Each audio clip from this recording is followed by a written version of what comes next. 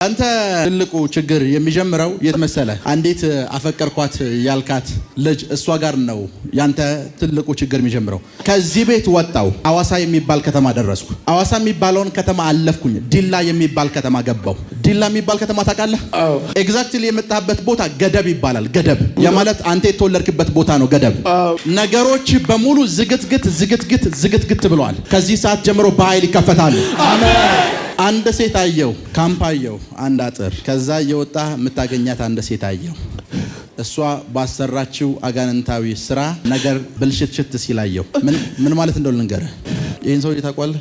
ይሄን ሰው ታውቀዋለህ? እኔ አላውቀውም። አንተስ ታውቀዋለህ? አላውቀውም። ምን ነበር በፊት የምትሰራው አንተ? ትግራይ ነበር። ወታደር እንደነበርክ ጥቂት ሰዎች ብቻ ነው የሚያውቁት። አዎ፣ ማንም አያውቅም። ጥቂት ጊዜ ብቻ ነች የቆየው። በቃ ትግራይ። ለዛ ሰው የወታደራዊ ሰላም ታስተው ቤተሰቦቹ እንኳን ወታደር እንደነበር አያውቁ። ልጆች አያውቁም። ሚስቱ አታውቅም። ሚስቱ እንኳን አታውቅም። ማንም ወታደር ነበርክ? ፌደራል ማረሚያ ወታደር ፖሊስ ቤት ነበር። ሚሊዮነር ስትሆን አይቻለሁ። አሜን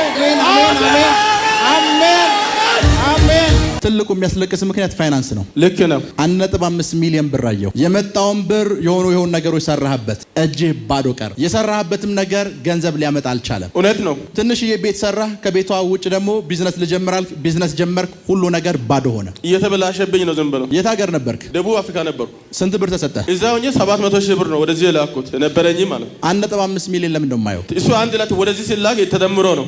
ሰራህበት፣ ባዶ። አዎ፣ ቤት ብቻ ነው ሆነ ያለኝ። ስራው ዜሮ ሆኗል። ሁሉ ነገር ዝግትግት ብሏል። ጆሃንስበርግ የሚባል ከተማ ታውቃለህ? እዛ ነበር የምሰራው። እዛ ነበር የምሰራው ጆሃንስበርግ። አዎ።